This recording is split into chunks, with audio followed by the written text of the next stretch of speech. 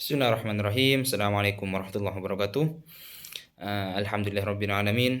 Assalatu wassalamu ala asrofil mursalin Sayyidina Muhammadin wa ala alihi wa sahbihi ajma'in. Amma ba'du.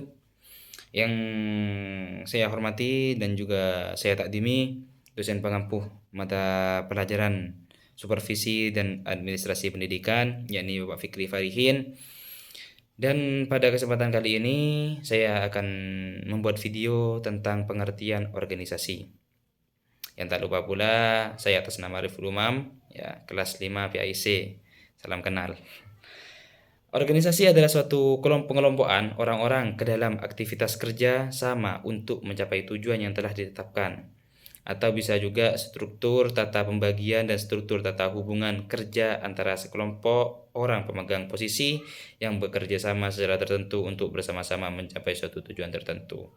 Itu adalah suatu definisi, ya, atau kalau bahasa Arabnya takrif dari organisasi.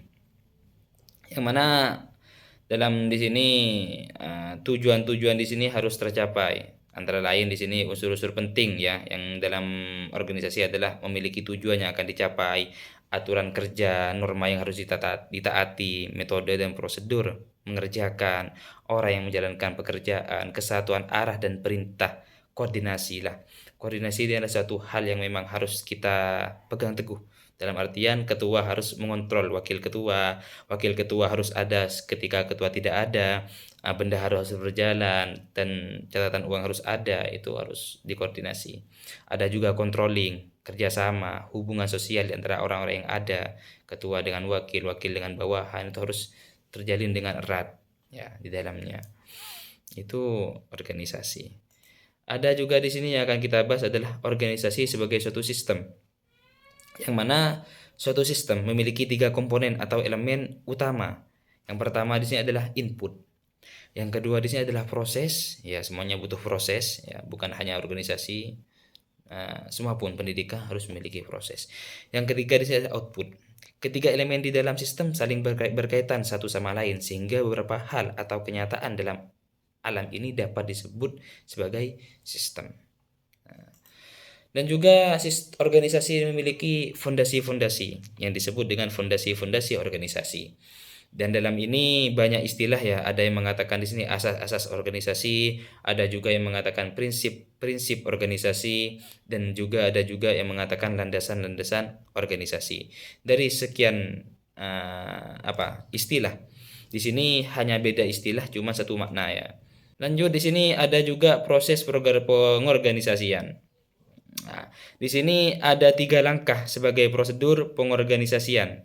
Yang pertama di sini adalah pemerincian pekerjaan, yaitu menentukan tugas-tugas apa yang harus dilakukan untuk mencapai tujuan organisasi. Seperti halnya ketua menunjuk orang untuk satu teman untuk menjadi bendahara. Apa kegunaan bendahara tersebut? Apa yang harus dilakukannya? Contohnya harus mencatat setiap uang yang masuk, harus mencatat semua uang yang keluar. Di sini tugasnya bendahara dan lain semacamnya. Dan juga di sini ada pembagian beban pekerjaan kepada orang-orang yang memiliki kualifikasi yang tepat dengan beban yang rasional, tidak overloaded, dan tidak terlalu ringan agar mencapai pelaksanaan secara efektif dan efisien. Yang ketiga di sini adalah pengadaan dan pengembangan mekanisme untuk mengkoordinasikan pekerjaan. Itu dari 3 hal di sini harus kita lihat, harus kita apa? Telik agar organisasi dapat berjalan dengan lancar. Dan juga di sini ada hierarki, ya. Hierarki organisasi. Hierarki organisasi adalah salah satu asas yang sangat penting, terutama dilihat dari pendekatan pembagian tugas, wewenang, dan tanggung jawab kepada semua pejabat. Tanpa hierarki organisasi yang jelas, maka wewenang dari semua individu dalam organisasi tidak jelas sama sekali. Kemungkinan terjadi overlapping sangat besar, menyebabkan iklim organisasi akan semakin tidak menentu dan pada akhirnya akan menghambat pencapaian tujuan daripada organisasi itu sendiri.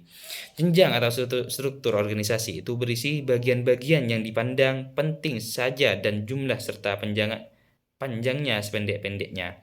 Untuk mendapat gambaran lebih jelas, kita mencoba untuk menelaah jenis-jenis struktur organisasi yang sudah banyak dikenal. Jadi struktur di sini organisasi mempunyai 2 muka. Yang pertama ya, muka pertama di sini modelnya struktur di mana kita dapat mempergunakan prinsip teori-teori organisasi.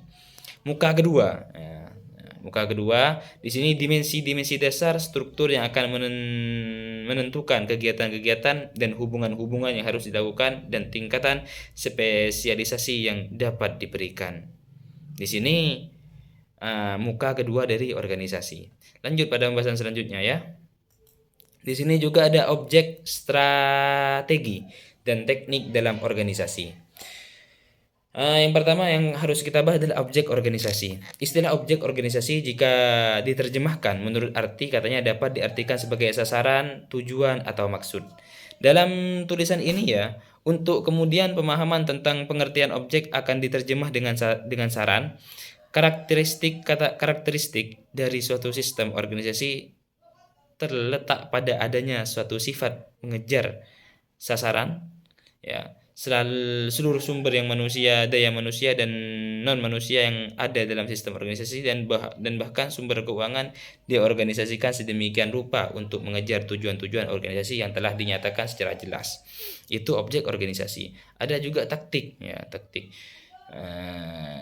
Yang dimaksud dengan taktik organisasi adalah suatu tindakan yang terpaksa atau harus diambil untuk kepentingan organisasi dalam menghadapi situasi tertentu. Jadi perbedaan dengan strategi adalah bahwa strategi itu adalah sesuatu ketentuan yang ditetapkan secara lebih rinci dan berlandaskan pada tujuan formal, sedangkan taktik adalah bersifat tindakan yang tidak pernah ditetapkan. Nah, itu adalah perbedaan dari taktik dan juga objek. Ya, sekian dari saya. Kurang lebihnya mohon maaf. Wassalamualaikum warahmatullahi wabarakatuh.